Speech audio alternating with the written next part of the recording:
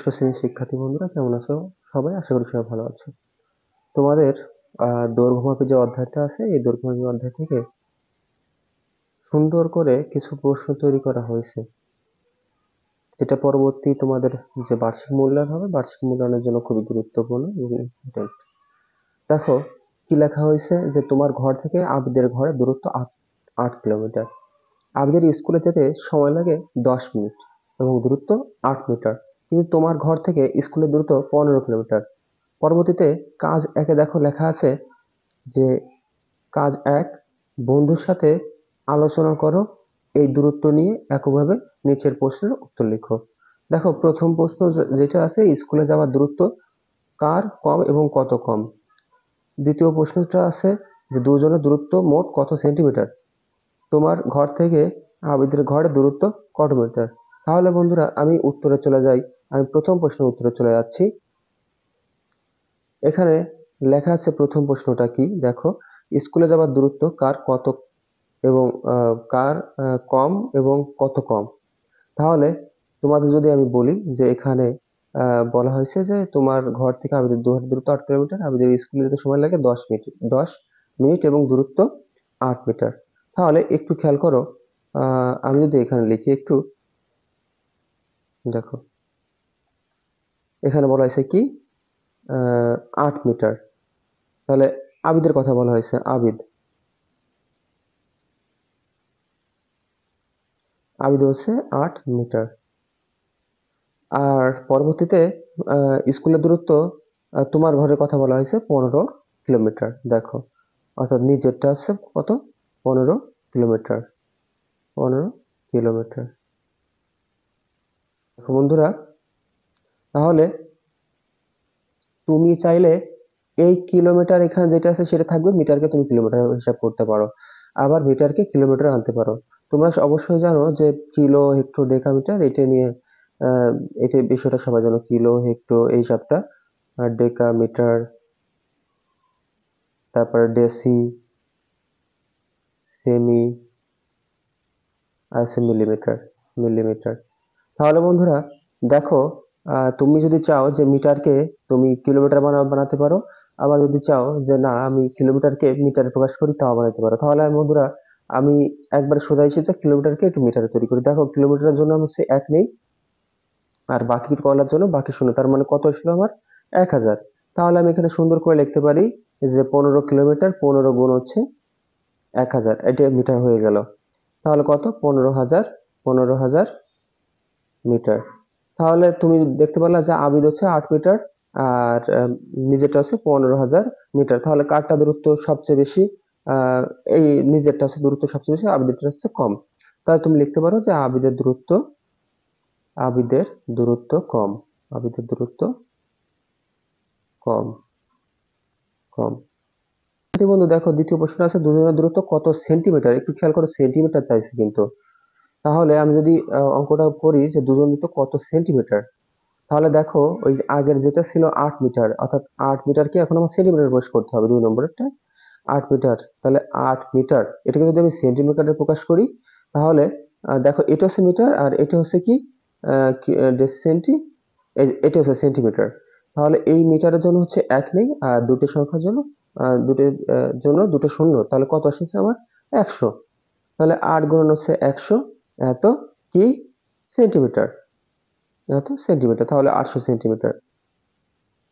অনুরূপভাবে তুমি কিন্তু 15,000 মিটার অলরেডি 1 নম্বরে পেয়ে গেছো।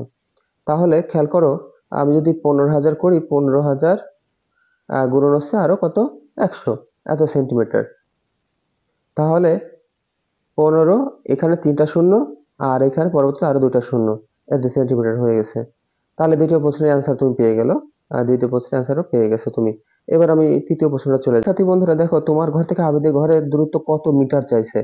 তোমার ঘর থেকে আবিদের ঘরের দূরত্ব, আমি যদি তোমাদের মূল প্রশ্নটা একটু খেয়াল করাই, তোমার ঘর থেকে আবিদের ঘরের দূরত্ব, অর্থাৎ এখানে তোমার ঘর থেকে আবিদের ঘরের দূরত্ব কিন্তু 8 কিলোমিটার লেখা আছে। দেখো খেয়াল করো 8 কিলোমিটার লেখা আছে, কত মিটার চেয়েছে, দেখো মিটার চেয়েছে। তাহলে আমি এটার উত্তরে চলে যাই।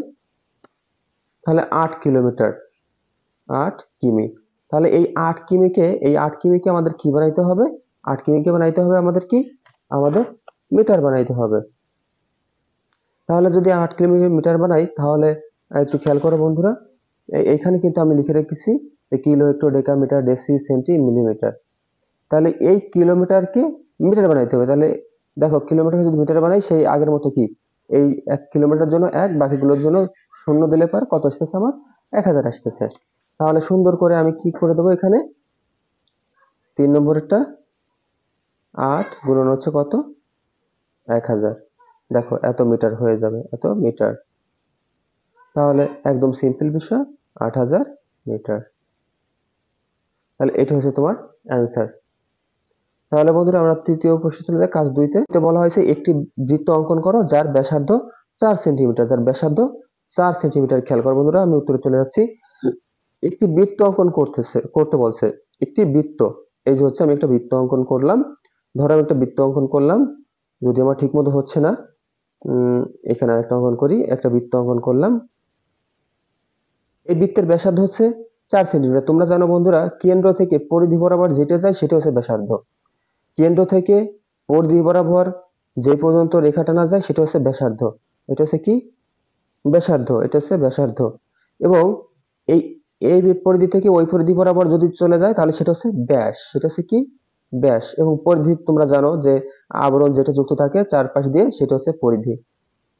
তাহলে আমি যদি প্রশ্নের দিকে তাকাই, আমাদের প্রশ্নে বলা হয়েছিল যে একটি বৃত্ত অঙ্কন করো যার ব্যাসার্ধ কত 4 সেন্টিমিটার। তাহলে আমি 4 সেন্টিমিটারে সুন্দর করে এই যে ধরো এটা এঁকে নিলাম 4 সেন্টিমিটার। এই ব্যাসার্ধ হচ্ছে কয় সেন্টিমিটার 4 সেন্টিমিটার। এখন আমাকে বলা হয়েছে যে ক্ষেত্রফল বের করতে বলছে, ক্ষেত্রফল।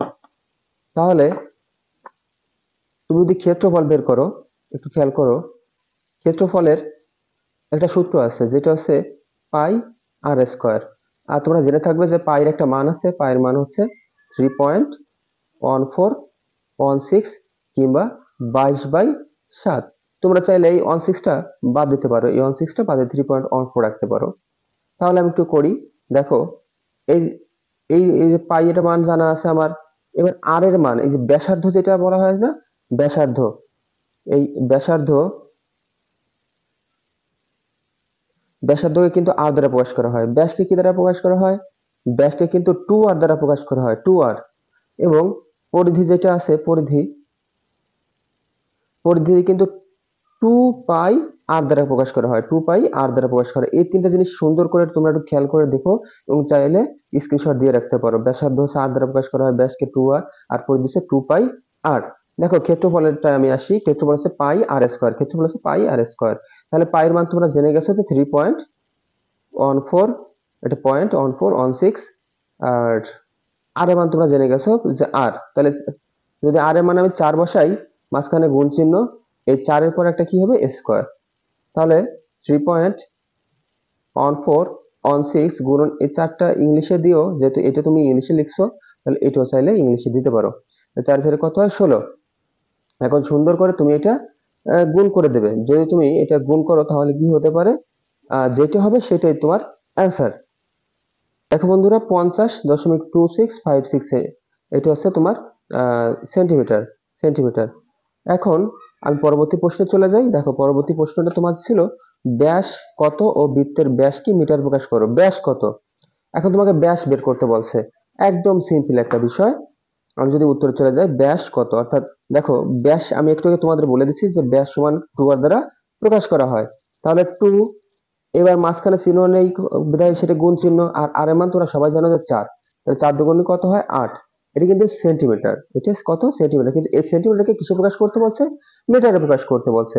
বন্ধুরা ওই যে আগের যেটা ছিল, আমি একটু এখানে আসি, যে kilo, hectare, decametre, deci, centi, millimetre. এখন সেন্টিমিটার যদি মিটারে প্রকাশ করতে বলে, দেখো সেন্টিমিটারের জন্য হচ্ছে 1, আর বাকি পিছনের দিকে আসে দুটো শূন্য। তাহলে তুমি চাইলে এখানে 0.01 দিয়ে 0.01 দিয়ে তুমি চাইলে গুণ করতে পারো। তাহলে কি আমরা পেয়ে যাব 8 গুণন 0.01 এত মিটার হয়ে যাবে তখন। এবার তুমি চাইলে এটাকে গুণ করতে পারো, সুন্দর করে গুণ করে বসিয়ে দেবে, তাহলে সেটাই আমাদের। বন্ধুরা আমি যদি এভাবে গুণ করি তাহলে 0.08 এত মিটার হয়। তো প্রিয় শিক্ষার্থী বন্ধুরা, আজকে এই পর্যন্তই থাকবে। তো পরবর্তী ভিডিও দেখার জন্য সবাইকে আমন্ত্রণ রইলো এবং চ্যানেলটি অবশ্যই সাবস্ক্রাইব করে পাশে থাকবেন। তো ভালো থাকবে সবাই, এবং নতুন নতুন ভিডিও আমি সবসময় আপলোড করব, তাহলে তোমরা উপকৃত হতে পারে। ধন্যবাদ সবাইকে।